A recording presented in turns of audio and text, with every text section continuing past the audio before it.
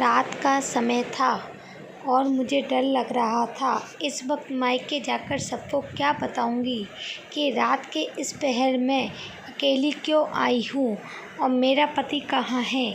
जबकि मेरा पति कैसे आता, मैं तो उससे लड़ झगड़ कर आ गई थी।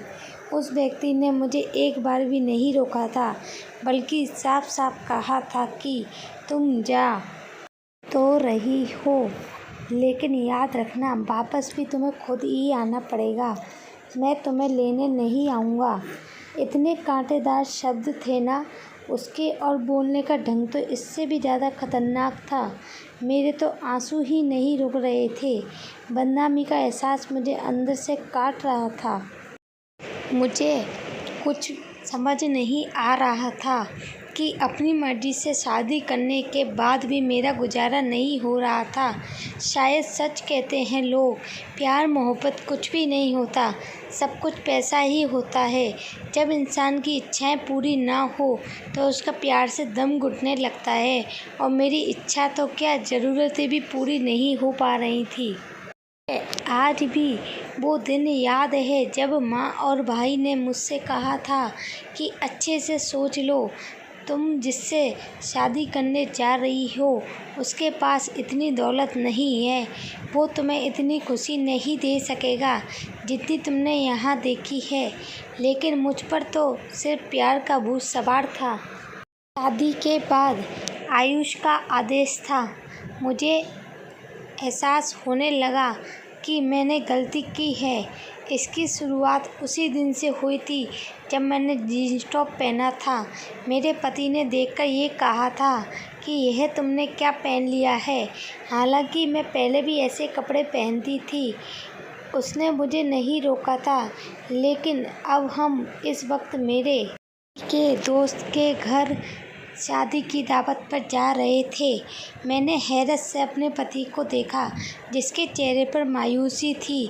मैंने कहा कि मैं तो शॉर्ट कपड़े पहनती ही रहती हूँ, आज कौन सा मैंने पहली बार पहने हैं। और उसने साफ साफ मना कर दिया कि अब तुम मेरी पत्नी हो, मुझे ऐसे कपड़े पसंद नहीं हैं, कपड़े अभी बदल लो। मैं तो कुछ बोल ही नहीं पाई। मुझे उस दिन एहसास हुआ था कि मर्द की फितरत कितनी दोगली होती है। उसे महबूबा मॉडर्न चाहिए होती है और पत्नी घूंघट में छुपी हुई।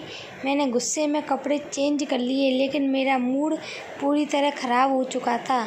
एक तो घर में एसी भी नहीं था, गर्मी से मेरी जान निकल रही थी। अगर मैं ज़रा खुश थी तो वो खुशी भी उसने मुझसे छीन ली थी।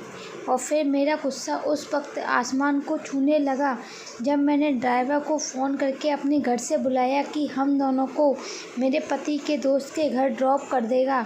लेकिन मेरे पति ने मुझसे पूछे बिना ही उसे वापस भेज दिया और साफ शब्दों में कहा कि मेरे दोस्त मेरी हैसियत को जानते हैं, मैंने तुमसे शादी की है, तुम्हारी दौलत से नहीं। अब जैसे मैं रहता हूँ तुम्हें भी वैसे ही रहना पड़ेगा। और हम बिना एसी की टैक्सी में बैठकर चले गए। मेरे हलक में कुछ अटक चुका था। आज तो आंसू उमड़ उमड़ कर बाहर आ रहे थे। मैं मुश्किल से उन आंसुओं का गला घोंटने में लगी हुई थी। हम कब पहुँचे कुछ पता ही नहीं चला। मेरे पति ने मुझे जैसे किसी सपने से जगाया, और जैसे ही मैं टैक्सी से बाहर निकली मेरी आंखें फटी की फटी रह गईं। हम एक आलीशान बंगले के सामने खड़े थे। मुझे पता ही नहीं था कि मेरे पति का कोई दोस्त इतना अमीर भी था। मैंने हैरत से अपनी पति की तरफ देखा, जो अब टैक्सी वाले को किराया दे रहा था। उसके बाद उसने दरवाजे पर बेल बजाई। मैंने फ़ौरन अपने हुलिये की तरफ देखा। सादा सी साड़ी में मैं उस आलीशान घर में जाने के काबिल नहीं थी। अब मुझे गुस्सा आ रहा था कि मैंने वो कपड़े क्यों उतारे थे। फिर गार्ड ने दरवाज़ा खोल दिया। उसने अच्छे से हमारा वेलकम किया और एक नौकर हमें अंदर लेकर आ गया। जितना बाहर से खूबसूरत था, अंदर से इतना ही दिलकश था। हर चीज़ में खूबसूरती झलक रही थी। मुझे फ़ौरन अपना मायका आ गया जिसे मैं अपने प्यार के लिए छोड़ आई थी। मेरा दिल टूट सा गया था। और फिर मेरे पति का दोस्त बाहर आया, उसके साथ उसकी पत्नी भी थी। दोनों को देखकर मैं हैरान रह गई थी। वो दोनों एक दूसरे के संग इतने खूबसूरत लग रहे थे। उस लड़की ने बहुत ही मॉडर्न कपड़े पहन रखे थे। दोनों ने फूल देकर हमारा वेलकम किया। मुझे अपना अस्तित्व मिटता हुआ सा लगने लगा। मैं आज तक बड़ी बड़ी शादियों और पार्टियों में गई थी और लाखों के कपड़े पहनती थी, पर इस वक्त मैं बिल्कुल वैसी ही लग रही थी जैसे हमारे घर की नौकरानी। अंदर का माहौल इतना ठंडा था कि मुझे कुछ देर बाद ही ठंड लगने लगी। मैं तो इन सब चीज़ों की आदी थी। गर्मी तो मैंने कभी देखी ही नहीं थी। मेरा पति अपने दोस्त से हंस हंस कर बातें कर रहा था और उसकी पत्नी खाने पीने का इंतज़ाम देखने चली गई। मेरे पति के दोस्त ने कहा कि भाभी आप बहुत अच्छी लग रही हैं। उसने आंखों में आग डालकर कहा, अभी भी मोहब्बत करने वाली औरतें दुनिया में मौजूद हैं, वरना आजकल तो औरतें पैसे पर मरती हैं।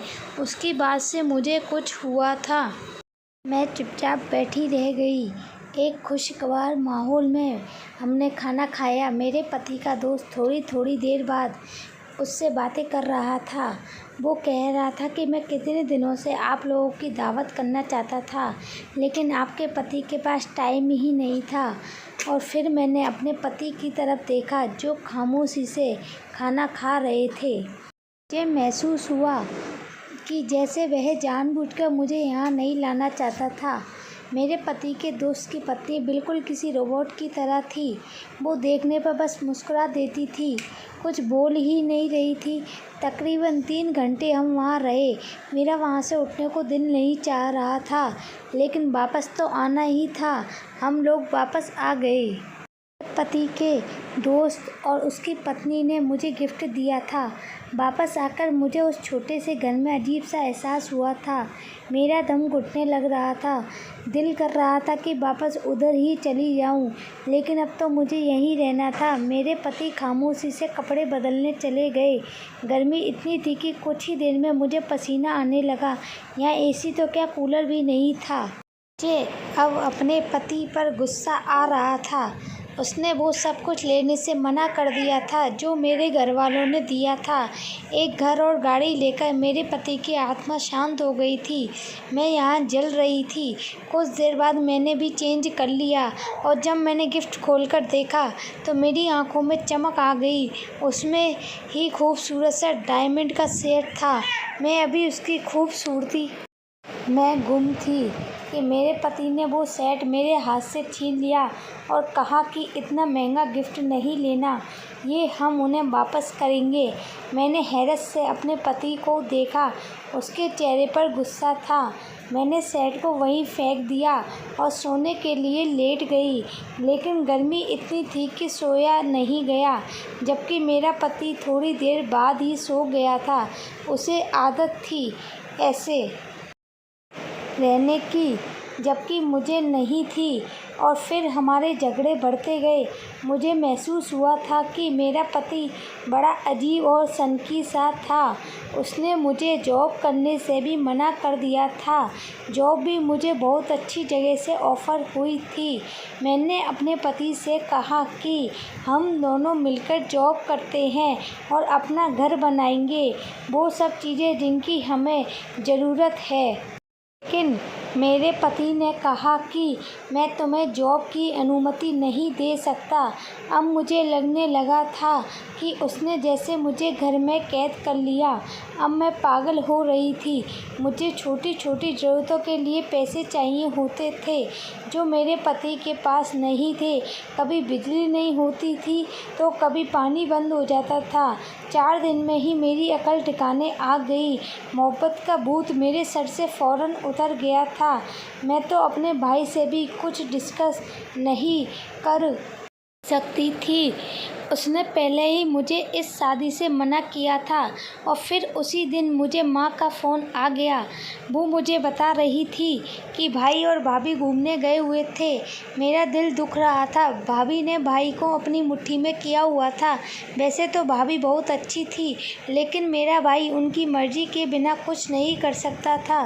मुझे नए कपड़ों की ज़रूरत थी। मेरे पास कपड़े के कम जोड़े थे। मुझे कुछ कपड़े खरीदने थे। मैंने बातों बातों में माँ से कहा तो उन्होंने मेरे अकाउंट में पैसे भेज दिए और मैं खुश हो गई। फिर मैं फ़ौरन शॉपिंग करने चली गई। लेकिन जब वापस आई तो मेरा पति घर आ चुका था। उसने गुस्से से पूछा कि तुम मुझे बताए बिना कहाँ गई थी। मैंने साफ साफ कह दिया कि शॉपिंग करने गई थी और मुझे डर भी लग रहा था। मेरे पति ने पैसों के बारे में पूछा तो मैंने कहा अपनी माँ से लिए हैं। इस पर उसने अपने जबड़े भींच लिए। मैं जानती थी कि उसे गुस्सा आया था, लेकिन यह पैसे मेरे थे, उन पर मेरा हक था। वो घर से निकल गया। रात को आया तो उसके हाथ में कुछ कपड़े थे। उसने वो कपड़े मेरी तरफ फेंकते हुए कहा कि ये किसी भिखारी को दे दो। मेरा दिमाग बिल्कुल ख़राब हो गया। मुझे अपने पति पर पागलपन का असर लग रहा था। मैं भी चुप ना रह सकी और मैंने कहा कि तुम पागल हो गए हो क्या? अगर तुम्हारा बस चले तो तुम तो मुझे यहाँ सांस भी ना लेने दो। मेरा यहाँ दम घुटता है। मेरी माँ के पैसों पर मेरा हक है। वो भी गुस्से से बोला, तुम ही मुझसे शादी करना चाहती थी। मैंने तुमसे कुछ छुपाया नहीं था। और मैं रोने लगी। मैंने वो कपड़े उठाए जो मैं खरीद कर लाई थी। जब मैं कमरे से निकलने लगी तो मेरे पति ने पीछे से कहा कि जा तो रही हो मगर आना भी खुद ही। और मैं पता नहीं कैसे अपने घर तक पहुंची थी। मैं आते ही अपनी माँ से लिपट कर रो पड़ी। उन्होंने पूछा कि क्या हुआ है, पर मैं कुछ नहीं कह सकी। मैं चुपचाप अपने कमरे में आ गई। मुझे अपने पति से नफ़रत महसूस हो रही थी। मेरी मोहब्बत जैसे मर गई थी। अपने कमरे में एसी के साथ मुझे अच्छी नींद आई थी। अगली सुबह भाभी ने मुझे आकर उठाया था। वो मुझसे शिकवा कर रही थी, हम भी रात को ही आए हैं। मैंने भाभी से पूछा कि भाई आपसे इतनी मोहब्बत कैसे करते हैं, वो आपकी हर बात कैसे मानते हैं। यह सुनकर भाभी के चेहरे पर साया लहराया। फिर उन्होंने कहा कि ये तो औरत के नसीब की बात है। किसी को सब मिल जाता है और किसी को सब मिलकर भी कुछ नहीं मिलता। मुझे उनकी बातों पर हैरत हुई। उन्होंने मुझसे कहा कि अपने पति के साथ हमेशा वफादार रहो। बस यही एक रास्ता है जिससे पति का दिल जीता जा सकता है। और मैं सर झुकाए बैठी रही। किसी ने मुझसे कुछ नहीं पूछा। अब मैं पूरी तरह हताश हो चुकी थी। जब मैं अपने मायके आई तब ना मेरे पति ने फ़ोन किया था ना मैंने। मैं यहाँ बहुत सुकून में थी। ससुराल के बारे में याद आते ही मेरी आत्मा काँप जाती थी। कभी कभी वो जाली व्यक्ति याद आता था क्योंकि मैं उससे मोहब्बत करती थी। और फिर एक पूरे हफ्ते बाद मुझे एक अनजान नंबर से फ़ोन आया। मैंने वो आवाज़ पहचान ली थी। मेरे पति का वही दोस्त था जिसके घर में दावत पर गई थी। वह फिर से बुला रहा था।